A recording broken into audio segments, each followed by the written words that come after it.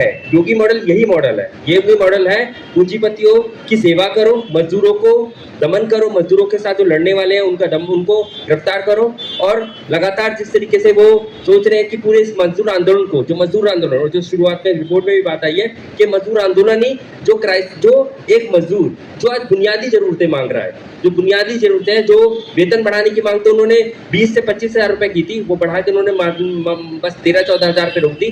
तो ये सोचते हैं कि तो मजदूर अब चुप हो जाएंगे, ये सब दमन हो रहा है, मजदूर रुक जाएंगे, तो ऐसा होने वाला नहीं। संविधान है भारत का, उसका अनुच्छेद 22 है, उसमें लिखा हुआ है कि जब आप किसी को गिरफ्तार करेंगे तो उसको तुरंत जो है कारण बताया जाएगा।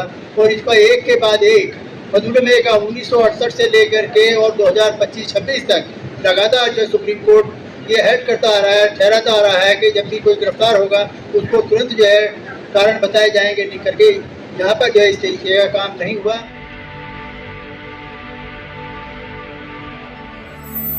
और हमारे साथी अनिल दुबे जी ने आपको बताया कि किस तरीके से श्रमिकों के खिलाफ बर्बरता के साथ मिलके मालिकों ने, पुलिस ने, प्रशासन ने किस तरीके से बर्बरता की और किस तरीके से अन्याय किया। हमारा जितनी चीज़ें उन्होंने बताई, उसके अलावा मैं बताना चाहता हूँ कि कानून का वो कभी भी किसी को अरेस्ट किया जाता है तो सबसे पहले उसको अरेस्ट करने का, गिरफ्तार करने का कारण बताया जाना कि क्या ग्राउंड है उसकी अरेस्ट का, वो दिया जाना चाहिए।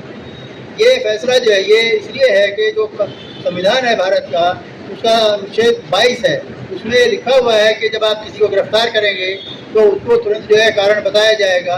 और इसका एक के बाद एक मधुमेह का 1968 से लेकर के और 2025-26 तक लगातार जो सुप्रीम कोर्ट ये हेड करता आ रहा है, ठहराता आ रहा है कि जब भी कोई गिरफ्तार होगा उसको तुरंत जो है कारण बताए जाएंगे, नहीं करके यहाँ पर जो है इस तरीके का काम नहीं हुआ। पुलिस ने उनको कारण नहीं बताए, उनके परिवार वालों को जब गिरफ्तारी हुई उनकी सूचना उनके परिवार वालों को, दोस्तों को नहीं दी गई, उनको वकीलों से नहीं मिलने दिया गया, उनको जेल में जो है उनके परिवार वालों को मिलने में जो है परेशानी हुई, नहीं मिलने दिया गया। और जो लोग अभी बताया गया कि बहुत सारे लोग उस डर के मारे भाग गए। और दूसरा कारण भागने का ये भी था कि यहाँ पर अभी जो है जब ईरान का और ये जो युद्ध चला, इसमें LPG की और उसका संकट पैदा हुआ, उसकी वजह से भी जो लोग यहाँ से गए थे वो वापस नहीं आ पाए। हमने नोएडा में देखा, यहाँ सब जगह कह रहे हैं कि LPG पर होता है, खाना बन रहा है गैस पर, कि वहाँ पर जो है बहुत सारी महिलाएं जो है कई जगह पर चूल्हे पर जो है लकड़ी पर से खाना बनाने का काम वहाँ कर रही थी। ये हमने वहाँ पाया उसमें। तो इसलिए जो बर्बरता हुई उसके लिए हमारी मांग ये है कि जितने लोग गिरफ्तार हुए हैं उन सबको गिरफ्तारी से जो है मुक्त किया जाए और उनके ऊपर से मुकदमों को वापस लिया जाए। मांग हमारी ये है इस मामले की न्यायिक जांच हो, जुडिशियल इंक्वायरी हो। ये केवल उत्तर प्रदेश नहीं, ये हरियाणा में भी इसकी जुडिशियल इंक्वायरी हो। और जहाँ जहाँ इस तरीके से लोग गिरफ्तार हुए हैं वहाँ पर जो है इसकी जुडिशियल इंक्वायरी होनी चाहिए कि क्या हुआ। केंद्र सरकार जो है न्यूनतम वेतन जो है और राज्य सरकारें ये निर्धारित करें, सुनिश्चित करें कि उन सब लोगों को न्यूनतम वेतन मिल रहा है या नहीं मिल रहा है। और जहाँ न्यूनतम वेतन नहीं मिल रहा है तो जो कार्रवाई एम्प्लॉयर के खिलाफ, नियोक्ता के खिलाफ, जो मालिक हैं उनके खिलाफ होनी चाहिए, उसको सुनिश्चित किया जाना चाहिए।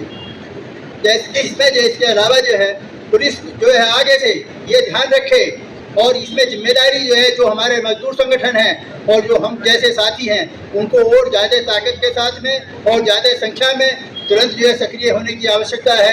इस बार लगता है कि हमको कुछ देरी हुई और हम उसमें उस देर से जो हमारी कार्रवाई शुरू हो पाई।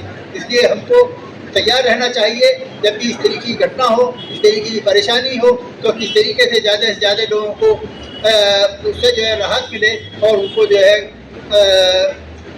छुटकारा मिले उससे जो है। इसी तरीके से जो लोग अभी भी बंद हैं और जिन लोगों के खिलाफ नहीं थे केस, उनके केस वापस लिए जाएं और जिनको ज़्यादा दिन तक रखा गया है उनके खिलाफ जो उनको मुआवजा भी दिया जाना चाहिए।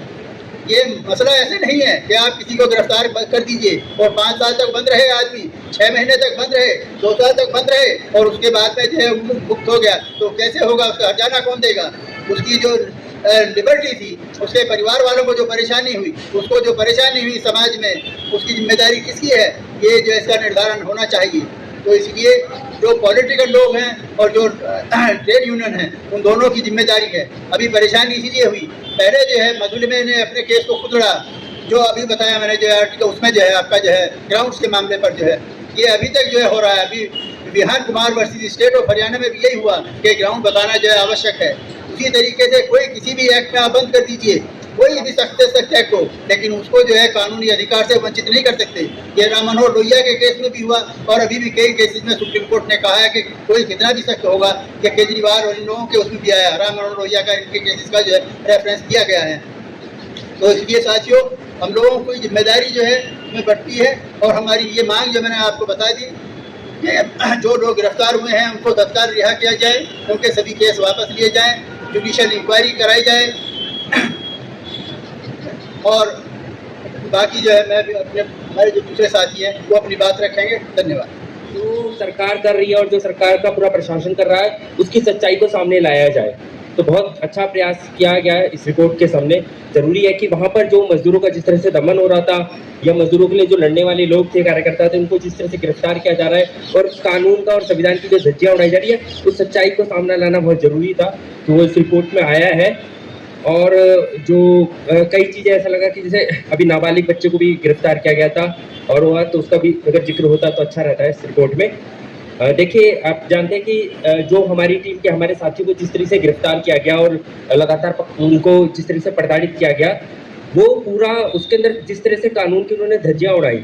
चाहे उससे पहले जो 11 अप्रैल को पहली बार जब हमारे 4 साथियों को, रूपेश, आकृति, मनीषा, सृष्टि को गिरफ्तार किया 11 अप्रैल को मेट्रो से, उसके बाद उन्होंने उस समय ना महिला पुलिस थी वहाँ पे जो महिला साथियों को गिरफ्तार करा, शाम को उनको गिरफ्तार किया, क्या ना महिला पुलिस थी। उसके बाद हम जा रहे हैं थाने में, वहाँ कुछ नहीं बता रहे हैं, हम अलग जगह पूछ रहे हैं, कुछ नहीं बता रहे हैं। काफ़ी देर बाद हमें अगले दिन पता चलता है उन्हें गिरफ्तार कर लिया है। और हमारे जो वकील गए थे, हमारे 4 वकील भी गए थे, उन वकीलों को भी पुलिस ने उठा लिया और उनको इधर से उधर घुमाते रहे और वहाँ कोर्ट में दे दी कि इनकी कोई आया नहीं, इसलिए इनको फिर जेल भेज दिया।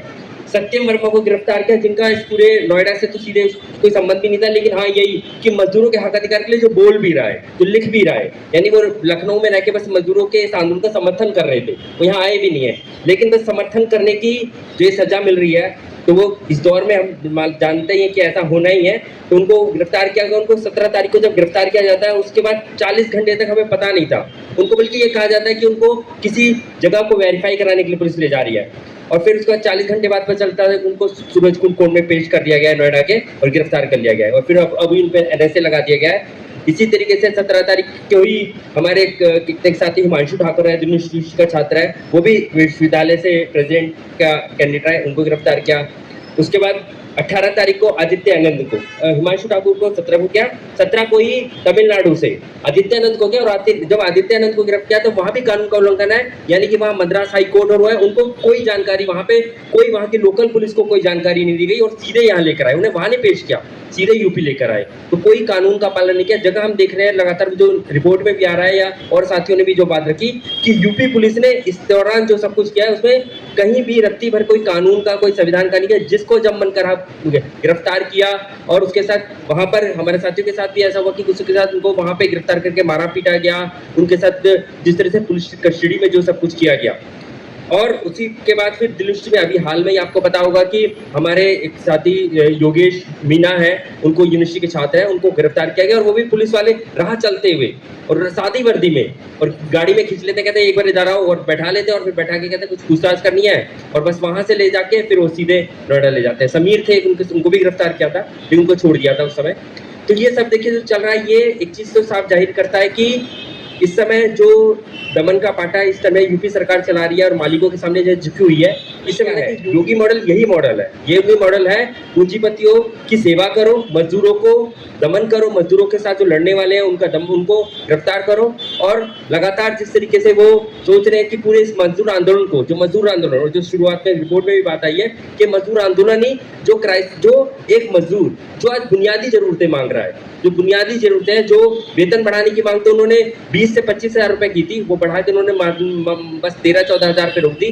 तो ये सोचते हैं कि तो मजदूर अब चुप हो जाएंगे, ये सब दमन हो रहा है, मजदूर रुक जाएंगे, तो ऐसा होने वाला भी नहीं है।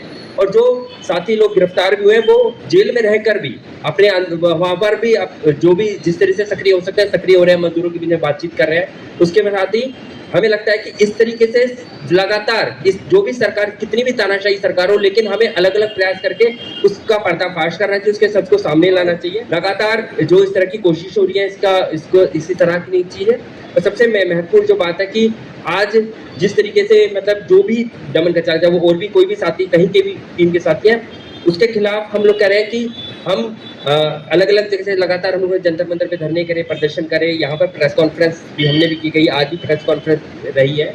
और आने वाले समय पे ये अगर गफलत में, ये तो साफ दिख गया कि योगी मॉडल क्या है और मोदी सरकार का मॉडल क्या है, ये पूंजीपतियों के यही इनकी है सीधे तौर पर। ये दमन का पाटा चलाना चाहते हैं और दमन पहले भी होते रहे, लेकिन दमन का इस बार जो दमन हुआ है वो दमन उसके अंदर जिस तरह से इन्होंने सब कुछ यानी पुराने दमनों का रिकॉर्ड तोड़ दिया और जिस तरीके से करा है। एक नाबालिग बच्चा, अब सोचिए नाबालिग बच्चा 16 साल का वो बच्चा था, उसमें आधार कार्ड भी था, आधार कार्ड में 25 साल उम्र उसकी, लेकिन इन्होंने एफआईआर में 25 साल दिखा दी कि वो 25 साल है, उसे गिरफ्तार कर लिया। अभी पता चला उसे शायद बेल मिल गई है। तो ये सब चीजें जिस तरीके से यूपी पुलिस कर रही है, और ये वाकई ये जो पुलिस कर रही है वो तो सरकार के कहने पर और पूरा सिस्टम ही उसके कहने पे हो रहा है, लेकिन इस गफलत में रहना योगी सरकार को भी या मोदी सरकार को भी, क्या इसके बाद मजदूर आंदोलन रुक जाएगा, थम जाएगा, क्या मजदूर अपनी जानवरों की तरह काम करने के लिए मंजूर कर लेंगे? ऐसा नहीं होने वाला। जिस साथी लोग बता रहे हैं कि आंदोलन चल रहे हैं, लगातार चलते रहेंगे। मजदूर 13-14 हजार या 15 हजार पर दब के काम नहीं करेंगे, अपनी आवाज उठाते रहेंगे। और मजदूरों के पक्ष में जो बोलने वाले लोग हैं, वो चाहे उनके कुछ लोग अंदर भी चले जाएं, लेकिन जो लोग हैं वो बाहर भी लड़ाई, अंदर भी लड़ाई जारी है और अंदर बाहर भी लड़ाई जारी रहेगी। और इस तरीके से हम कहते हैं कि आने वाले समय पे और इस लोगों को जोड़ा जाएगा और हम इस लड़ाई को जारी रखेंगे। और साथ ही हम कहेंगे कि ये जो इस तरह की सभाएं हैं और मीटिंग है लगातार होनी चाहिए, यहाँ पे भी होनी चाहिए और जब भी मौका मिले हमें सड़कों पे उतरना चाहिए। शुक्रिया। पूंजीवाद एक दोगली व्यवस्था है। ये जो कहता है कभी कहती है, कभी नहीं करती, जो करती है कभी नहीं करती। ये संविधान में तमाम कानून बनाती है और वो उन कानूनों का पालन नहीं करती है। और कभी भी किसी भी आंदोलन में, मजदूर आंदोलन की बात छोड़िए, किसी भी आंदोलन में जब दमन होता है तो आंदोलन के चार्जेज नहीं लगाए जाते। कभी भी किसी भी आंदोलन में जब लोगों को बंद किया जाता है तो आंदोलन के चार्ज नहीं लगाए जाते, राजनीतिक चार्ज नहीं लगाए जाते।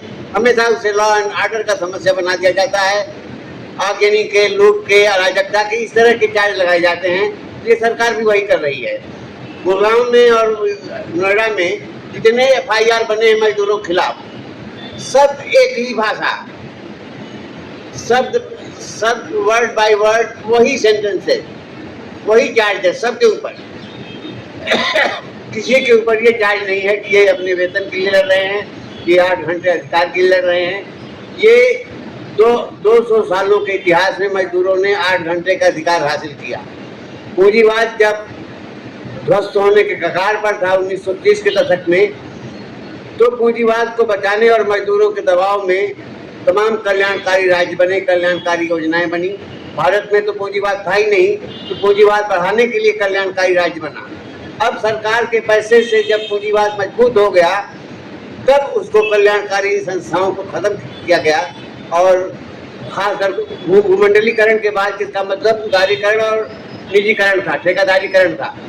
आज तो मजदूरों की फैक्ट्रियों की बात छोड़िए, विश्वविद्यालयों में सब ठेके पे मजदूर रखे जा रहे हैं। तो इसको खत्म करने के लिए संगठित मजदूर आंदोलन की जरूरत है। और हर तरह की जो भी अपनी श्रम शक्ति बेच करके रोजी कमाता है वो मजदूर है। तो हर मजदूर को एक होना पड़ेगा, चाहे वो कम मजदूरी वाला मजदूर हो, चाहे वो ज़्यादा मजदूरी वाला मजदूर हो। और अंततः यही होगा, मुझे उम्मीद है कि ये मजदूरों का आंदोलन एक अगले व्यापक आंदोलन का पथ प्रशस्त करेगा और देश में एक बड़े सर्वहारा आंदोलन का, सर्वहारा चेतना का सूत्रपात होगा। ये उम्मीद की जा रही है।